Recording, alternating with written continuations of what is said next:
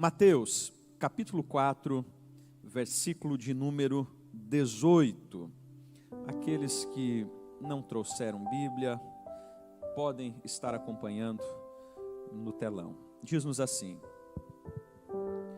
caminhando junto ao mar da Galileia, viu dois irmãos, Simão, chamado Pedro, e André, que lançavam as redes ao mar, porque eram pescadores. E disse-lhes: vinde após mim, e eu vos farei pescadores de homens. Então eles deixaram imediatamente as redes e o seguiam. Passando adiante, viu outros dois irmãos, Tiago, filho de Zebedeu, e João, seu irmão, que estavam no barco em companhia de seu pai, consertando as redes, e chamou-os. Então eles, no mesmo instante, deixando o barco e seu pai, o seguiram. Senhor, nós te louvamos pela palavra que o Senhor concedeu a nós. Conduza-nos em sabedoria e graça e alcance os nossos corações e a nossa mente. Fale conosco, Pai, em Cristo Jesus. Por gentileza, assente-se. Nessa noite eu quero estar pensando e refletindo com os irmãos acerca do porquê confiar em Deus. Por que confiar em Deus? Olhando para esse texto que nós acabamos de ler, ele traz e lança aos nossos corações algumas verdades e algumas propostas muito interessantes. Imagine que você está trabalhando de forma estável em uma empresa, bem remunerado, financeiramente você está equilibrado, e na sexta-feira, ao finalizar o seu expediente, alguém está esperando fora da empresa. E esta pessoa lhe faz uma proposta um pouco inusitada.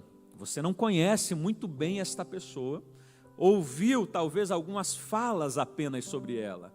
E esta pessoa lhe indaga dizendo: quero te fazer um convite para que você saia da sua empresa e passe a fazer parte da minha empresa. Só que este convite, ele não vem explicando quanto você ganhará. Também não há explicativa quem são as pessoas que compõem esta empresa. Você não sabe quem será o seu gerente. Você não sabe absolutamente nada acerca desta proposta, apenas de que você precisará deixar a profissão em que está vivendo e agora lançar-se a uma profissão nova, com um desconhecido à sua frente, com uma proposta até então inusitada. A pergunta é: aceitaríamos esta proposta? Provavelmente eu e você não aceitaríamos. Alguns diriam: você está doido? Eu mal te conheço, não sei a procedência da sua empresa, não sei qual é a minha remuneração, não sei quem é aquele que estará dando ordens para mim. Não, de forma alguma eu estarei me lançando a esta nova possibilidade que eu mal conheço. E de fato isto vai de encontro ao que nós ensinamos, não é? Os pais ensinando aos filhos: olha, não fale com pessoas estranhas. Ou os adultos dialogando um com os outros e dizendo: é melhor uma profissão estável e que de certa forma ganhe pouco, do que uma profissão que oferece uma rentabilidade muito maior, mas não é estável. Então a gente fica onde está. De certa forma, nós, como seres humanos, sempre preferimos aquilo que traz para a gente conforto e segurança. Então nós nos acomodamos. Agora, estes homens que nós acabamos de ler a sua história, eles trazem para nós, eles lançam luz à nossa fé, à nossa vida de caminhada cristã, algumas instigações, porque são homens que até então conhecem quase nada sobre Cristo. Jesus Cristo está agora convocando alguns para dar início ao seu ministério. Ele ainda não havia iniciado. Ele ainda não era o homem conhecido pelos milagres que realizava, pelos feitos que ainda faria. Não, ele era um desconhecido que estava realizando a abertura do seu ministério. E me chama a atenção que estes homens, eles não confrontam o mestre sobre quanto ganhariam. Eles não confrontam o mestre sobre se teriam ou não INSS, aposentadoria privada, ou se teriam alguma estabilidade caso não desse certo a programação e o programa que Jesus Cristo estava idealizando. Não. Estes homens simplesmente abrem mão das suas profissões. Eles jogam as suas redes, deixam o seu barco. Segundo alguns historiadores, alguns destes pescadores possuíam uma empresa de pesca. E agora eles abrem mão de toda esta estabilidade para lançarem-se ao novo, para seguirem a um desconhecido que estava se apresentando diante deles e fazendo-lhe um convite tanto quanto estranho. O que me chama a atenção é que durante as escrituras sagradas e o enredo bíblico, nós sempre iremos encontrar homens e mulheres que responderam positivamente ao chamado de Deus, mesmo sem conhecê-lo muito bem. Nós vamos ter um Abraão em Gênesis 12, respondendo positivamente a uma voz até então desconhecida, de um Deus desconhecido que vai dizer-lhe: deixe a sua casa, a sua parentela, a casa do seu pai, a sua terra, e vá para um lugar que eu te mostrarei. Mas Abraão não conhecia ainda ao Senhor. Abraão mal conhecia a voz que ele estava ouvindo, e mesmo assim este homem, de forma muito pronta e positiva, acaba deixando tudo aquilo que lhe trazia segurança e se lança ao novo.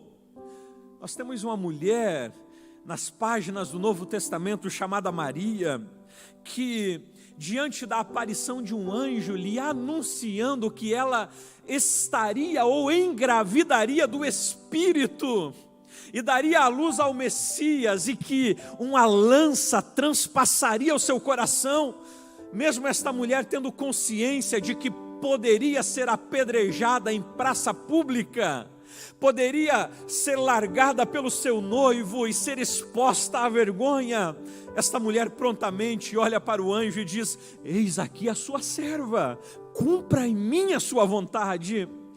Isto, querido, traz para mim algumas inquietações quando nós olhamos para estes personagens e percebemos que todos eles, ao serem chamados pelo Senhor, ao serem trazidos e desafiados a uma nova realidade de forma muito pronta, eles dizem: eis-me aqui, eu estou disposto a seguir aquilo que o Senhor deseja. E é exatamente esta pergunta que eu quero que guie-nos nessa noite: por que confiar em Deus? O que levou estes homens e estas mulheres a largarem a sua vida de estabilidade e darem um passo ao desconhecido no processo de confiança ao Senhor? E a primeira resposta é confiar em Deus, porque Deus não é um tirano, mas um Pai amoroso. Por que confiar em Deus? Porque Deus não é um tirano, mas um Pai amoroso. E aí nós temos um relato de Mateus 7, capítulo 7, versos 7 ao 11, quando Jesus vai dizer: pedi e dar-se-vos-á, buscai e achareis, batei e abrir-se-vos-á, pois todo o que pede recebe, o que busca encontra, e a quem bate abrir-se-lhe-á.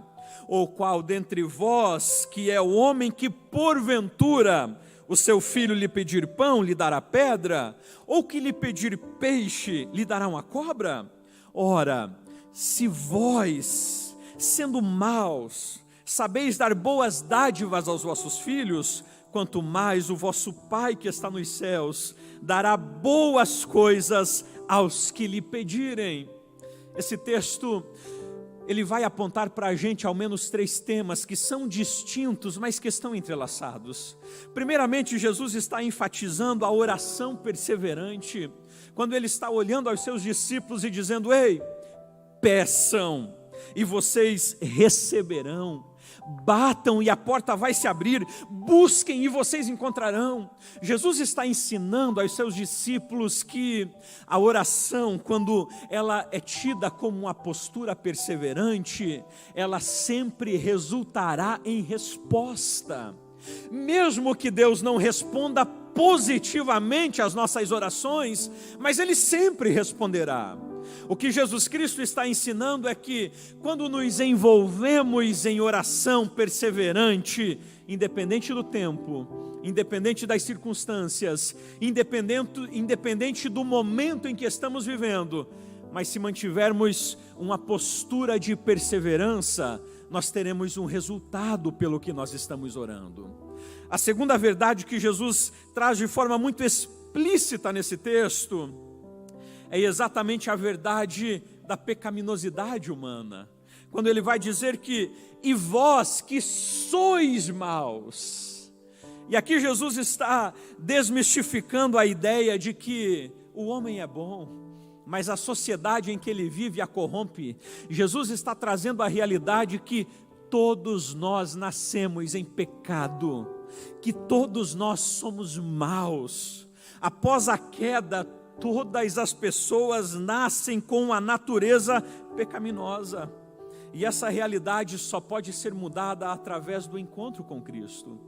Mas há um terceiro tema, um terceiro enredo que está exatamente explícito aos nossos olhos. É a realidade da natureza boa de Deus. É a realidade da essência perfeita de Deus. Quando Jesus vai dizer no versículo 11, Ele é o Pai bom, que sabe dar boas coisas aos filhos. E isso talvez choca aos discípulos e aqueles que estavam ouvindo a Cristo na época. Estamos falando em um período onde os homens, ao pronunciarem a palavra Iavé, lavavam a boca. Os escribas, os tradutores da lei, quando estavam traduzindo, escrevendo, ao chegarem na expressão Iavé, eles então lavavam a pena para escrevê-la, e depois lavavam novamente para dar continuidade, porque havia não apenas temor, mas medo quanto a Deus. Um Deus tão distante deles, mas ao mesmo tempo que se impunha como um grande carrasco. E agora Jesus Cristo passa a apresentar aos seus discípulos um Deus que na verdade não é um carrasco, um Deus que na verdade não estava com um chicote pronto para açoitá-los, pelo contrário, um Deus que, quanto à sua natureza, era um Deus bondoso. E é exatamente isso que Jesus Cristo vai trabalhando no decorrer dos seus ensinos. Em outro momento, os discípulos chegam a ele e dizem: Mestre, ensina-nos a orar. Sabe o que me chama a atenção? Se fosse um de nós, talvez diríamos: é claro, chega aqui, Juan, eu te ensinarei. Você vai começar dizendo assim: ó Deus Todo-Poderoso, grande, excelso, maravilhoso, sublime, que habita nas alturas, sabe? Aquela ideia de tentar, trazendo a ideia de um Deus tão grande, mas tão grande que se torna tão distante da gente, que quase é impossível se relacionar com Ele. Agora, quando os discípulos perguntam: ensina-nos a orar, Jesus Cristo não vai usar expressões teológicas difíceis para os seus discípulos. Ele vai usar uma expressão muito comum da época e que remete justamente à ideia de bondade, de cuidado, de filiação, de amor, de proteção. Quando ele diz: querem aprender a orar? Então vocês devem iniciar assim: Pai Nosso. Perceba a expressão Pai. O que Jesus está ensinando aos discípulos é exatamente a realidade de que o Deus ao qual eles serviam era um Deus que a essência é boa, é um Pai amoroso e não um carrasco, é um Deus que os ama, e porque os ama, dá a eles coisas boas. Queridos, a verdade é que quando nós olhamos para o relato desde Gênesis, nós vamos perceber que absolutamente todas as coisas que Deus cria são coisas boas. Você percebe Deus criando a partir de um ambiente totalmente inóspito, a terra sem forma, vazia, trevas sobre elas, um ambiente que não era favorável a uma boa criação. Mas todas as coisas que Deus cria, seja através da fala ou através das mãos, são boas. Nós vamos encontrar Gênesis 1 e 25, Gênesis 1 e 31, Gênesis 2, as expressões: e viu Deus que tudo era muito bom. E viu Deus que tudo era muito bom. Não foi preciso Deus acordar-se em uma manhã de sábado, inspirado, e dizer o seguinte: eu vou criar algo bom do nada. Não, gente. Deus não assistiu um filme inspirador e depois desse filme disse: legal, estou inspirado para fazer alguma coisa boa, então eu vou fazer algo bom agora. Não. Absolutamente todas as coisas que Deus age para criar são coisas boas. Por quê? Porque é um reflexo da sua essência, diferentemente de nós, os homens. Quando Jesus Cristo está afirmando nesse texto, ele diz: olha, vocês, sendo maus, sabem dar boas coisas aos vossos filhos. Quantos papais nós temos aqui nessa noite? Jesus estava falando especificamente com a gente. Ele vai dizer o seguinte: vocês são maus, mas mesmo sendo maus, vocês sabem dar boas dádivas aos vossos filhos. Ou seja, mesmo tendo uma natureza pecaminosa, defeituosa, uma natureza que foi quebrada pelo pecado, uma natureza que foi maculada pelo pecado, vocês ainda conseguem realizar ações boas. Agora há um detalhe: Deus, diferentemente de vocês, realiza essencialmente aquilo que é na sua natureza.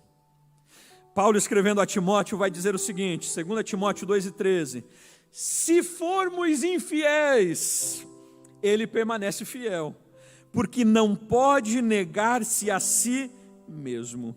O que Paulo está dizendo? Deus não pode realizar algo que vá contra a sua essência. Logo, Deus é bom, e isso nós entendemos porque todas as coisas que Ele criou são boas. Quando nós olhamos para a criação de Deus, quando nós olhamos para o retrato das mãos de Deus, quando nós olhamos para todas as coisas que Deus trouxe à existência, nós vamos perceber que são coisas boas. Por quê? Porque a sua essência é boa. E a primeira verdade que nós entendemos aqui: por que confiar em Deus? Porque Deus é um Pai amoroso. Eu não sei você, queridos, mas essa verdade é uma verdade que traz paz ao meu coração. Essa verdade é uma verdade que faz com que eu descanse, porque eu sei que, independente do que eu faça, independente do que eu deixe de fazer, independente do que eu realize, eu sei que Deus é bom, e todas as coisas que Ele realiza para comigo e para com a minha família são boas. A gente vive às vezes a neura terrena e tenta transferi-la para Deus. Você faz um amigo, ou você tem o chefe na empresa, alguém que está acima de você, e há o cuidado para que se realize sempre coisas boas, para que se ande na linha, porque se porventura você quebrar um princípio, é provável que essa pessoa não apenas gere sobre você alguma disciplina, mas passe a não amá-lo mais. Não é esse às vezes o medo dos filhos quando pequenos? Os filhos eles tentam agradar aos pais ao máximo, com a ideia de que, se errarem, podem perder o amor dos mesmos. Agora, nós não podemos entender que o nosso relacionamento com Deus se faz nesta mesma base, não. O nosso relacionamento com Deus é o relacionamento de pessoas quebradas e imperfeitas com Deus perfeito. enquanto o nosso amor não é perfeito e ele é passivo de mudanças e de crescimento ou de diminuição, o amor de Deus é perfeito. E como amor perfeito, ele não sofre alterações. Logo, o amor de Deus não diminui e também não aumenta. Ele é perfeito, ele é pleno. Ele é um Deus bom. Independente do que façamos ou deixamos de fazer, Ele continua nos amando. Querido, descanse nessa verdade. O seu Pai, chamado Deus, é um Deus que lhe ama e tem cuidado de você. Agora entenda essa verdade, pastor. Se Deus é bom e tudo o que Ele faz também é bom, então por quê? Muitas das minhas orações não são respondidas? Então por que muitos projetos que para mim são projetos bons, Deus não permite que se cumpra? Você já viveu isso? Você projeta algo e você olha e diz: uau, isso aqui é fantástico, isso aqui vai dar certo, olha que coisa extraordinária. Não acontece, não dá certo, fracasso. Você ora sobre algo e você entende que aquilo é bom, é fantástico, é incrível, e você até faz promessas dizendo: ah, Senhor, se isso aqui der certo, eu vou abençoar o seu reino. Se isso aqui der certo, como o seu reino vai ganhar? Não dá certo. A grande verdade é que o bom do homem nem sempre está alinhado ao bom de Deus. O nosso bom nem sempre está alinhado ao bom de Deus. E é exatamente isso o que o sábio vai dizer em Provérbios 14:12. Há caminhos que ao homem parecem ser as melhores opções de vida, mas ao final conduzem à morte. É exatamente isso quando a gente olha para Ló. Ló olha para as campinas de Sodoma e Gomorra e diz: uau, essas campinas são formidáveis, vida, é elas que eu quero. Mas são estas mesmas campinas que geram grandes perdas para Ló e para a sua família. Para Saul, o sacrifício a ser oferecido naquele exato momento era bom demais, mas foi naquele exato momento que ele perde o seu trono para usar. Era esplêndido a ideia de segurar a arca. Eu vou entrar para os anais da história como o homem que segura a arca para que ela não caia. Mas esta percepção de bom acaba custando a sua própria vida. Para Judas, a ideia de entregar Cristo aos sacerdotes poderia trazer uma independência política e uma independência para os judeus, mas acabou levando a amargura ao ponto de tirar a sua própria vida. Para aquele homem rico da parábola, havia muita sabedoria em destruir os seus celeiros antigos e construir novos celeiros. Uau, como eu sou um administrador formidável! E Deus olha para ele e diz: você é louco. O que o sábio está dizendo é que existem caminhos que para nós parecem caminho de vida, mas no fim são caminhos de morte. D.A. Carson vai dizer que entendemos que Deus dá boas coisas, mas que talvez não corresponda com aquilo que gostaríamos de receber. Entendemos que Deus dá boas coisas, mas que talvez não corresponda com aquilo que gostaríamos de receber. Eu lembro-me da minha pequena Bianca, que está com 5 anos de idade. A Bianca, gente, é apaixonada por sorvete, apaixonada demais. Quando chega na casa dos avós, parece que eles têm uma distribuidora de sorvete, de tanto pote de sorvete no freezer. E aí os papais precisam estar controlando. E às vezes ela está com dor de garganta, está com uma gripezinha, e ela chega depois do almoço e diz: papai, a minha sobremesa, sorvete. Digo, não, filho, hoje não tem sorvete não, sobremesa hoje é 0. Não, papai, e ela começa a chorar, gente, as crianças, eles sabem como querer ludibriar os pais.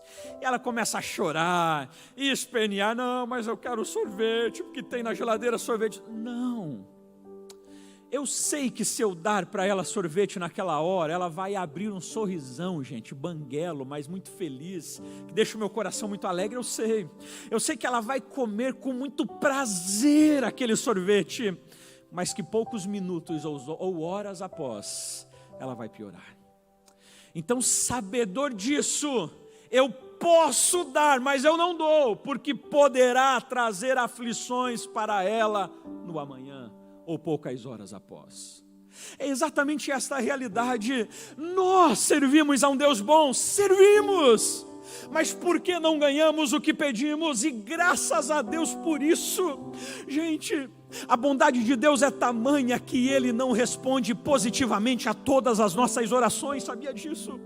Porque se Ele respondesse positivamente a todas as nossas orações, algumas delas trariam perdição para a nossa vida, para a nossa família, para a nossa alma.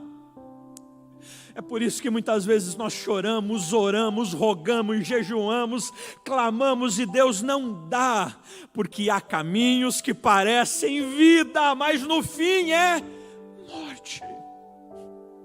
Não insista naquilo que Deus não te deu. Não insista nas portas que estão fechadas. Não insista em caminhos que Ele fechou. Não insista. Podem até parecer vida, mas no fim é morte. Não seja um Ezequias. Deus está dizendo, Ezequias, põe a tua casa em ordem, porque você morre. Gente, não existe melhor conselheiro do que Deus. Você concorda comigo? Se hoje Deus chegasse para mim e desse um conselho dizendo, Jairson, põe a sua casa em ordem, porque você morre. Vou dizer, ok, me ajude a colocar em ordem o que eu preciso colocar. Conselho seu. Não, Ezequias diz, não, Senhor. O Senhor sabe o que eu fiz, o Senhor sabe o que eu deixei de fazer, o Senhor sabe, eu quero vida. Mais 15 anos, os piores 15 anos da vida de Ezequias. E ao final perde a sua vida. Existem caminhos que parecem ao homem caminho de vida, mas ao fim são caminhos de morte. E o que eu chamo a sua atenção nessa noite é, Deus é bom. Deus é bom. E o que Ele nos dá é bom. Então eu finalizo esse primeiro ponto dizendo a você, descanse o seu coração no Senhor. Descanse a sua alma nele. As decepções da vida, as frustrações, as perdas, elas não significam que Deus está te punindo, mas talvez Ele está te preservando. Talvez Ele está preservando você de perdas e sofrimentos maiores, porque Ele é um Pai bom. Por que confiar em Deus? E eu trago a segunda verdade para finalizarmos nessa noite. Porque Ele jamais deixará os seus filhos sozinhos. Por que confiar em Deus? Porque Ele jamais deixará os seus filhos sozinhos. Mateus 28:20, Jesus vai dizer, eu estarei convosco todos os dias, até a consumação dos séculos. Interessante que quando Jesus pronuncia esta frase, é na verdade uma das últimas frases dele enquanto visível fisicamente a esta terra. No Monte das Oliveiras, basicamente 500 pessoas estão ali olhando para ele. Ele está dando os seus últimos conselhos, já havia ressuscitado, estava durante 40 dias se apresentando aos discípulos, e agora é a sua última fala. É o seu último conselho, é a sua última orientação. E Jesus então olha aos seus discípulos e diz a eles, eu estarei convosco todos os dias, até a consumação dos séculos. E isso provavelmente pareceu um grande paradoxo aos discípulos. Porque ao mesmo tempo em que ele está dizendo, eu estarei com vocês todos os dias, ele está assumindo. Ele está indo aos céus, ele está sendo assunto. Os discípulos ainda estão ouvindo ecoar a última frase: eu estarei convosco. Ele está subindo, mas como? A presença dele, por meio do seu Espírito, estaria conosco. E a grande verdade, queridos, é que provavelmente esta frase de Cristo gerou forças suficientes a estes homens e estas mulheres para enfrentarem os martírios que viveram nos próximos dias, meses e anos da igreja. Estes mesmos que ouviram Jesus dizendo: eu estarei convosco todos os dias, foram homens e mulheres que morreram crucificados, alguns deles de cabeça para baixo. Outros foram mortos a fio da espada, outros foram lançados nas fornalhas, outros foram lançados para que leões os devorassem como vivos. E provavelmente estes homens e estas mulheres eram fortalecidos na lembrança de que estas situações eram situações das quais eles não estavam vivendo sós, mas Deus estava com eles. Eu lembro de Policarpo, com os seus 86 anos de idade, bispo de Esmirna, e quando levam ao imperador, e o imperador olha para aquele senhor de 86 anos, cabelos grisalhos, e diz a ele: negue a esse Cristo, e então eu deixo-o viver. Policarpo diz: não posso negá-lo. Como eu negarei aquele que durante 86 anos foi fiel à minha alma? Não posso negá-lo. O imperador tenta novamente e diz: negue-o, porque senão eu o lançarei aos leões para que eles te devorem. Policarpo olha nos olhos do imperador e diz: lance-me para os leões, como eu tenho pressa que eles venham e cravem os seus dentes sobre o meu corpo, para que então eu deixe esse corpo e esteja nos braços de Cristo, mas jamais eu o negarei. O que mantinha vivo o coração destes homens era a verdade de que eles não estavam sozinhos.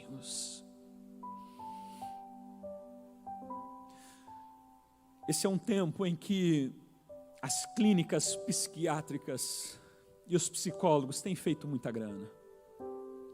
Um dos períodos mais negros ou nebulosos em que estamos vivendo, de pessoas, por conta de isolamentos sociais, por conta de distanciamento, entrando em depressões, em paranoias profundas, tentando tirar a sua vida, outras tirando a sua vida, e vivendo situações tão complexas e desafiadoras. O que eu e você não podemos esquecer é que mesmo vivendo em processos de isolamentos, a presença de Deus continua sendo real conosco. Mesmo que você não possa abraçar pessoas amigas, mesmo que você não possa ir a uma festa, mesmo que você não possa se socializar nesse período, entenda que nós temos um amigo fiel de todas as horas, chamado Jesus Cristo. Ele não nos abandona, Ele não nos deixa, Ele não é passivo do coronavírus, não. Ele não pode ser infectado e não infecta ninguém. Ele é aquele que está conosco diariamente. É exatamente esta a verdade que Isaías vai dizer no capítulo 43:2. Quando passares pelas águas, eu estarei contigo. Quando pelos rios passares, eles não te submergirão. Quando passares pelo fogo, não te queimarás, nem a chama arderá em ti. Escute, já estou quase finalizando. Às vezes a gente confunde a ideia da presença de Deus com a isenção de dificuldades ou sofrimentos. E a gente diz: se Deus está comigo, logo sou isento de sofrimentos. Isso não é verdade. Olha o que o texto está dizendo: se passares pelos rios, se passares pelas enchentes, se passares pelo fogo, se passares pela fornalha ardente, somos passivos dos sofrimentos, somos passivos do câncer, somos passivos da depressão, somos passivos de divórcios, somos passivos de traições, somos passivos de calúnias, somos passivos de empregos que se vão, somos passíveis de acidentes, somos passivos de inúmeros desastres. Agora, o que a Bíblia nos assevera é que em todas estas situações nós não estaremos sozinhos, aleluia.